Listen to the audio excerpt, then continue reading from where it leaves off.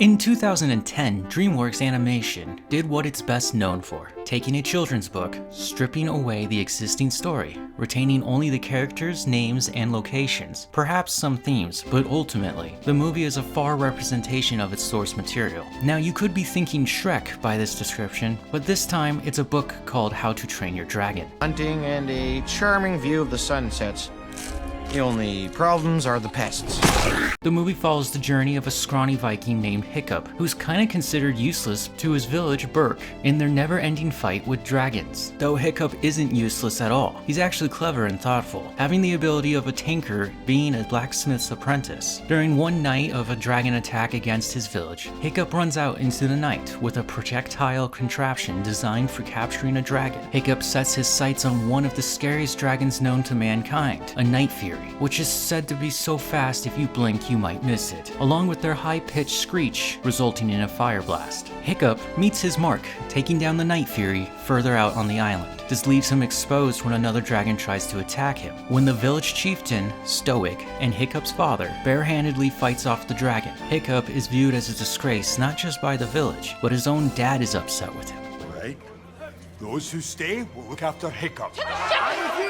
Yeah, that's more like it. See, Stoic thinks that Hiccup isn't made out to be a Viking and dragon slayer, while Hiccup actually deeply desires to be one, most likely to find acceptance with everyone around him. Stoic and the rest of the village in a town hall meeting decide it's time to take the fight to the dragons, so every able person goes on this raid, leaving the children and the elders behind. This is when Stoic allows Hiccup to train with the other kids on killing dragons. While training, Hiccup never gives up on the idea of the Night Fury, and secretly goes out to find it. Deep in the forest in a small grotto, Hiccup finds the black-winged serpent, but can't come to terms with killing it. Instead, through some cute montage work, he learns to befriend the dragon, naming him Toothless. Because of these interactions with Toothless, Hiccup, being the intelligent person of the village, being observant, written down, and understanding how dragons actually work, his resourcefulness is seen back at the village, where he quickly ascends to being the top candidate amongst his peers. There's still one problem. Hiccup doesn't want to kill dragons.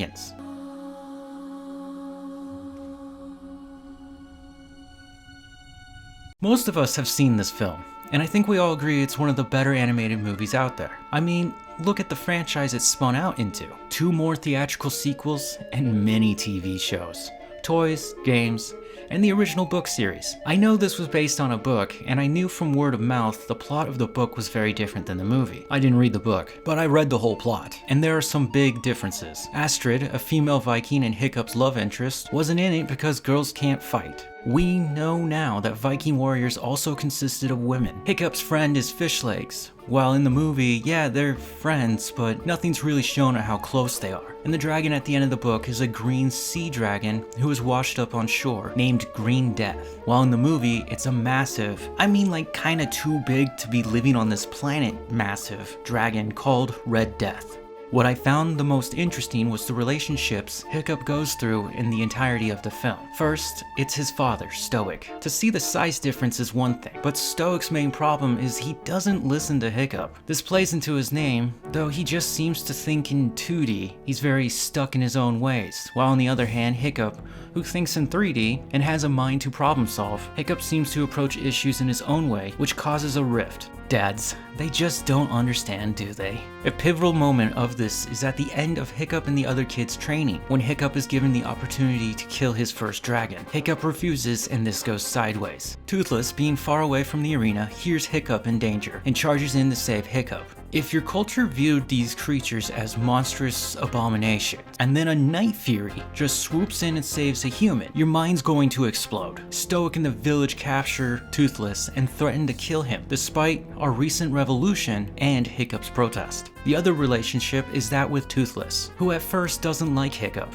mostly because he's wounded and vulnerable, and Hiccup draws his knife. After setting Toothless free, Hiccup notices that Toothless isn't flying because his tail got damaged, so Hiccup is drawing out designs to fashion an attachment to help Toothless fly. Throughout the various iterations, they grow a more trusting bond, eventually leading to more information on what dragons like to eat and be scratched, and what frightens them, humans, eels, and Red Death. Hiccup and Toothless's bond grows strong as they learn how to fly together.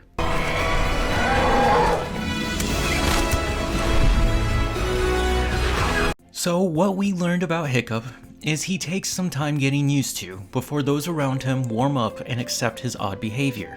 But with a voice like that, I don't know if we could be friends. In fact, the voice cast is just bizarre to me. Hollywood wasn't in the practice of casting voice actors similar in the age of their representing characters. Like casting Gerard Butler to play Stoic makes sense, but all the kids are voiced by people in their 30s. With all said and done, this film is awesome and deserves all the stars here. But something I want to point out about this story is at the end, when Hiccup and Toothless ride off into battle against Red Death. Hiccup takes a nasty fall and loses his left leg. Not only does he match Toothless, missing his left side of his tail, but this was intentionally done to help children understand what happened when their parents came back from the war missing limbs. This is a beautiful notion, and when I think about it, I start to cry on how thoughtful and beautiful it is. You did it, Dreamworks. You made me cry. 5 out of 5 stars.